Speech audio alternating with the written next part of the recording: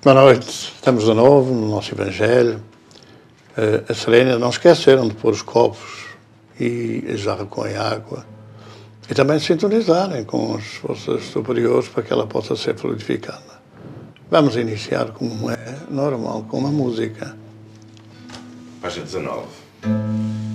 Amigo como poucos,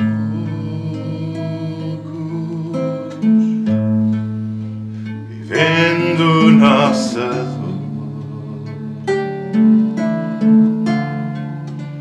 visita os que são loucos,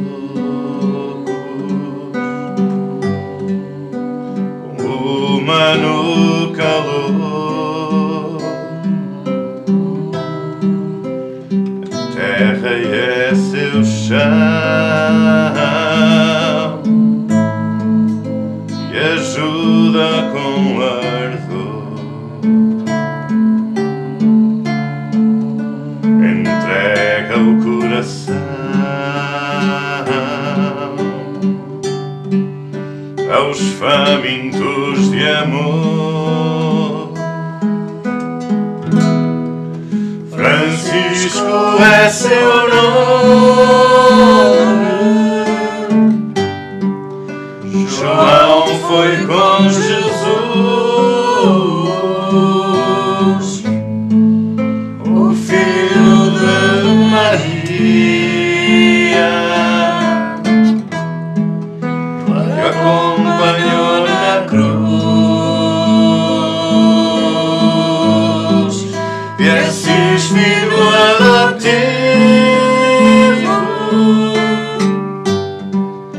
da luz um mensageiro,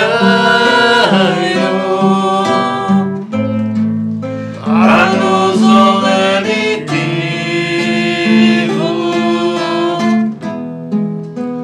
irmão e companheiro.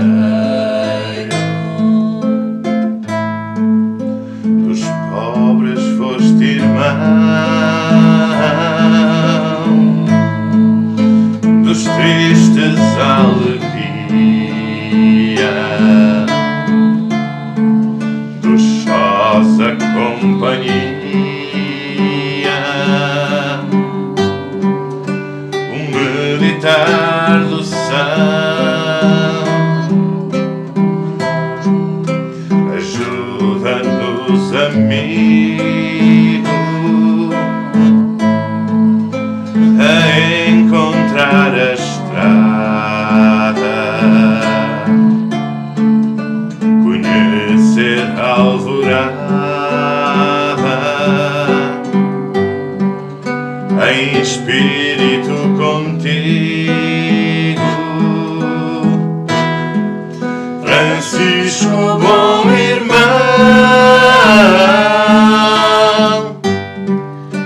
em nome de Jesus,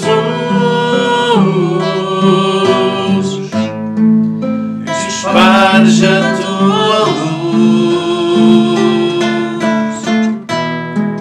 pelo nosso rincão,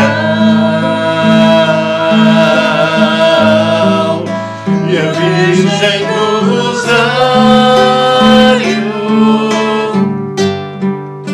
também te ajudará. E aos filhos do Calvário,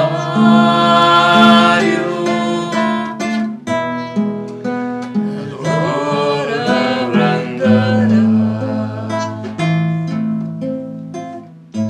Envolve-nos na tua paz, Senhor. Que os teus falanges socorristas, que os nossos familiares, que os nossos protetores, que os nossos amigos, desencarnados, possam estar connosco, formando uma corrente de amor e de paz. Nos ajudem a harmonizar os nossos lares, nos ajudem a serenar o ambiente, particularmente as crianças, para que possamos progressivamente ser mais exemplo da família que nos apontaram como exemplo. Seja connosco e nos abençoe o Evangelho desta noite.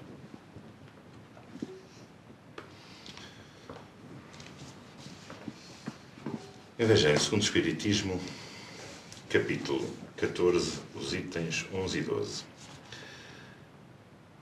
Não são os que gozam de saúde que precisam de médico. Estando Jesus à mesa em casa desse homem, Mateus, vieram aí ter muitos publicanos e gente de má vida, que puseram à mesa com Jesus e seus discípulos. O que fez que os fariseus, notando-o, dissessem aos discípulos: como é que vosso mestre come com publicanos e pessoas de má vida? Tendo-os ouvido, disse-lhe Jesus: não são os que gozam de saúde que precisam de médico. São Mateus 9, 10 a 12. Jesus se acercava principalmente dos pobres e dos deserdados, porque são os que mais necessitam de consolações, dos cegos dóceis e de boa fé, porque pedem se lhes dê vista, e não dos orgulhosos que julgam possuir toda a luz e de nada precisar. Essas palavras, como tantas outras, encontram no Espiritismo a aplicação que lhes cabe. Há quem se admire de que por vezes a mediunidade seja concedida a pessoas indignas, capazes de a usarem mal. Parece, dizem, que tão preciosa faculdade devera ser atributo exclusivo dos de maior merecimento.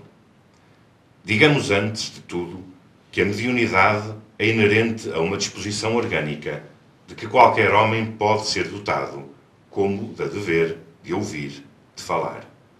Ora nenhuma há de que o homem, por efeito do seu livre-arbítrio, não possa abusar, e se Deus não houvesse concedido, por exemplo, a palavra, senão aos incapazes de proferirem coisas más, maior seria o número dos mudos do que o dos que falam.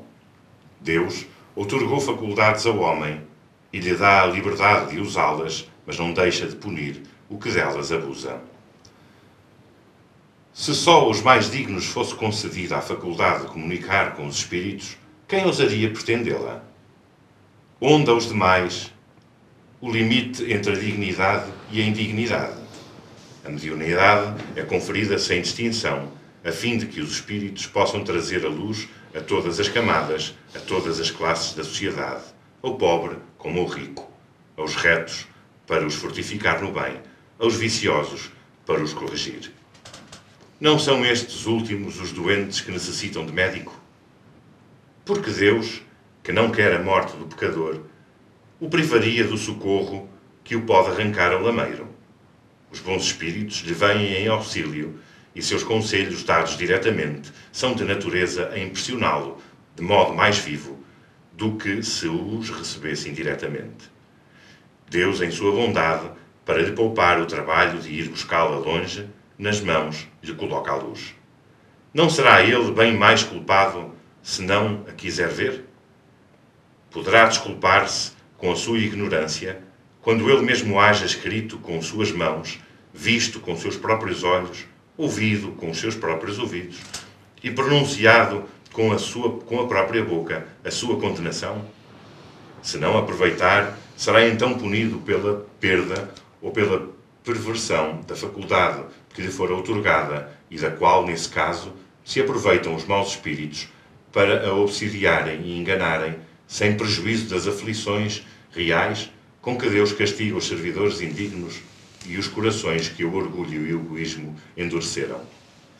A mediunidade não implica necessariamente relações habituais com os espíritos superiores, e apenas uma aptidão para servir de instrumento mais ou menos dútil aos espíritos em geral. O bom médium, pois, não é aquele que comunica facilmente, mas aquele que é simpático aos bons espíritos e somente deles tem assistência.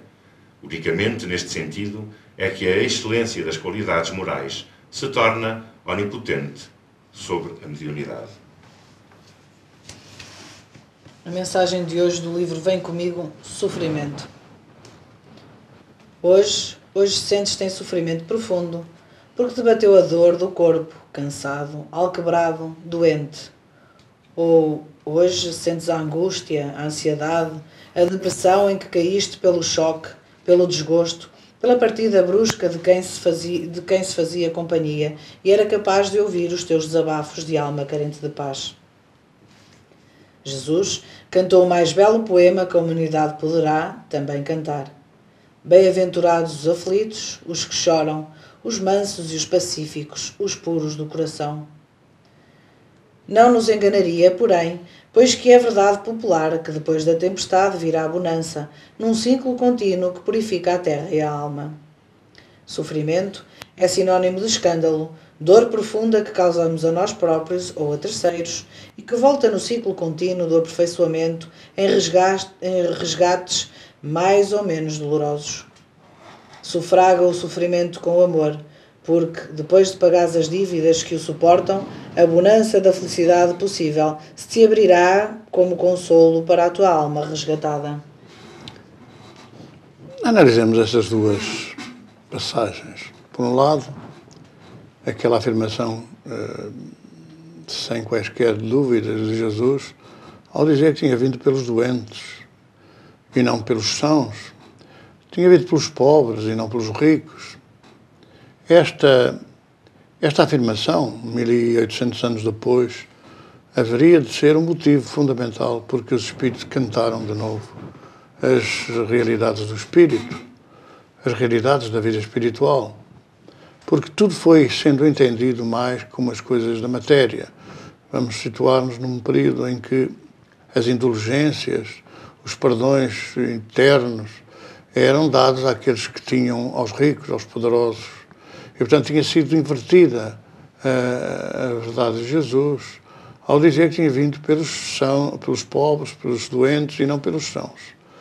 É evidente que, nesta perspectiva, Jesus não aligeirou, de forma nenhuma, a questão dos pobres de espírito, ou dos pobres em espírito, e muito menos dos doentes da alma, daqueles que, como aquela referência daquele apólogo curioso, quando o rico e o pobre se colocam no templo diante do Senhor, diante de Deus, naquela época, para o pobre dizer: Senhor, estou aqui, tu me conheces, e o rico dizer: eu não sou como aquele que está ali atrás, que não se vestiu com vestes nupciais para vir ao teu encontro. É o doente e é o infeliz, o sofredor. É o doente do espírito, do orgulho, do vício, do prazer, da dominação. E é o sofredor que resgata os seus erros, que resgata o seu passado. E, portanto, esta alusão aos doentes não é propriamente, e não se pode dizer propriamente que seja aos leprosos, aos doentes do corpo, àqueles que eram conhecidos e marginalizados na sua maioria das sociedades, àqueles que viviam na fome, na miséria. Mas há muitos que viviam na fome e na miséria de coisas do espírito, das verdades do espírito, os orgulhosos, os dominadores. E é nesta perspectiva que se abrem, nestas duas leituras, se abrem outros conhecimentos, porque não é toda a gente que coloca a sua sensibilidade ao serviço da esperança, ao serviço de matar a dor, de matar o sofrimento. E aqui se refere naturalmente no Espiritismo, se refere, e ao Evangelho segundo o Espiritismo, estamos a analisar, se refere a esse dom da sensibilidade, que é uma dádiva de Deus para que possamos, aqueles que a detemos, possamos ir ao encontro dos que sofrem, dos que choram, dos aflitos, também dos mansos e pacíficos, que muitas vezes não entendem a crise que lhes bate à porta, não entendem as dores e o sofrimento, e a miséria moral, e a miséria espiritual, e a miséria física, que os leva a ter fome, a passar fome do corpo. Portanto, é essa necessária propensão ao consolo, ao incutir a esperança, que vem através dessa sensibilidade. Aqui o Espiritismo designa como a mediunidade. O dom da mediunidade não é mais do que isso, servir, digamos assim, de instrumento para que os que sofrem, os angustiados, os desesperados, possam receber uma palavra de ânimo, uma palavra de consolo. Mas, fundamentalmente, para colocar em prática aquilo que Jesus falou: conhecereis a verdade, e a verdade vos libertará. É necessário que aqueles que têm essa capacidade de servir de intermediários ouçam a voz daqueles maiores, para que possam dizer àqueles que sofrem, aos doentes, do corpo e da alma: a verdade real, aquilo que responde à ação e reação, porque é que há dor, porque é que há sofrimento, porque é que há fome, porque é que há miséria. Quais são as causas fundamentais? E de acordo com esse conhecimento e essa verdade se possam libertar. Mas, por outro lado, também Jesus não deixou de conviver com os ricos, não deixou de sentar à sua mesa, não deixou de interpelar Nicodemos a propósito do nascer de novo. E, portanto, são também uma falange muito grande de ignorantes, uma falange muito grande de pessoas ligadas à matéria que também precisam despertar. São aqueles que, ao fim e ao cabo, não conhecem a verdade, não conhecem a vida espiritual.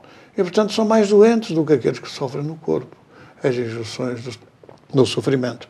Portanto, nestas duas leituras nós vamos encontrar essa ligação entre aquilo que a mediunidade representa como uma ação de auxílio e de socorro e aquilo que o sofrimento representa como forma de resgate de passados, às vezes tenebrosos, e que, pelo menos pela bondade de Deus, permite voltar ao local do crime para poder libertar, para poder resgatar-nos desses erros do passado. Sabemos que temos que pagar todos até ao último centil. Haverá alguma forma, ou qual é a melhor forma para atenuarmos o sofrimento, esse pagamento que acaba por ser o sofrimento? Francisco de Assis tem uma frase muito importante, que é dando o que se recebe. E não há dúvida nenhuma que, embora às vezes haja pessoas que colocam em causa determinadas situações, não há dúvida que se pode evitar a dor pelo amor. O que quer dizer que nós podemos, para nos libertarmos de erros do passado, nós podemos ter a possibilidade de ajudar os outros a não os cometer, a evitar os erros, a evitar as consequências. E por cada ato em si, por cada caso que nós consigamos resgatar do resvalador da miséria moral, da miséria humana, por cada caso desses nós teremos, sem dúvida nenhuma, uma atenuante, teremos alguma coisa a responder em nosso benefício. Ainda que nós não possamos deixar de relacionar aquilo que é o amor em movimento, da caridade, ajudando o próximo e libertando-nos de algumas consequências de erros do passado. O que nós não podemos evitar é o testemunho. E o testemunho é muitas vezes o desafio que nos é colocado face, digamos assim, ao enfrentar das coisas. Podemos amar, podemos ajudar, podemos trabalhar, mas é sempre acontece sempre um tempo em que somos confrontados com esse testemunho, com esse provar que não abalou, que não abala a nossa fé e a nossa crença e prosseguir na caminhada do trabalho de auxílio. Isso é que corresponde ao testemunho que nós fomos ver a história, a todos os grandes seguidores do Cristo, particularmente nos primeiros 3 séculos, nós vamos encontrá-los todos a dar o testemunho, muitos nas arenas, muitos em perseguições, muitos em dores inenarráveis, dores inimagináveis. E é esse testemunho que nós não somos libertos de dar. Agora, podemos sempre dedicar-nos a ajudar o próximo a não fazer os erros, naturalmente, que nós cometemos no passado. Vamos concentrar agora o nosso pensamento em tanta gente que sofre, em tantas famílias desavindas. Vamos concentrar o nosso pensamento na necessidade de nos doarmos um pouco, agora, colocando nas mãos das falanges do Cristo, dos seus mensageiros, a nossa energia, as nossas vibrações. Senhor Jesus, nós constituímos, sem dúvida, uma malha de socorro, ou pelo menos uma ligação mental, ao pensamento de muitas famílias. E entre nós, nesta grande quadrícula de socorro, tantas famílias em desavença, tantas famílias em sofrimento, tanta desarmonia, tantos lares abandonados. Pedimos-te por todos, Senhor. É verdade que temos pouco para dar ainda, não exercitamos ainda essa capacidade de nos doarmos em pensamento, de amor, mas o pouco que temos te colocamos nas mãos para que os teus mensageiros, as tuas falanges de socorro, nesta hora possam espalhar nesses lares, nessas famílias, um pouco mais de paz e de harmonia. Toma a nossa oferta, Senhor. Página 45.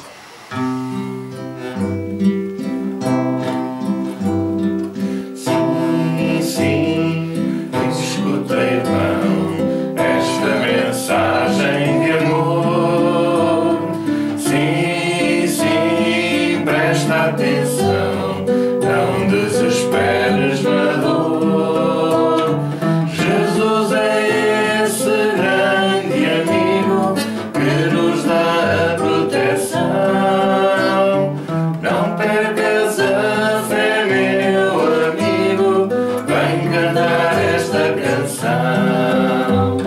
Sim, sim, a dor se deve à tua própria conduta. Sim, sim, a vida escreve nesse passado de luta em que falhaste, meu irmão, na tentação da matéria e povoaste o coração com joio que desespera. Sim, sim, escuta, irmão, Jesus conclama o amor. Sim, sim, ouve o alerta que traz o Consolador. Se tu quiseres e perdoares, terás crer a salvação e do alto verás jorrar a luz divina e perdão. Sim, sim, vem, meu irmão, acordar para a aventura. Sim, sim, segue esse irmão que te conduz com ternura. Vê o caminho, a verdade e a vida na direção dessa luz. Segue a estrada, busca a guarida onde te espera Jesus.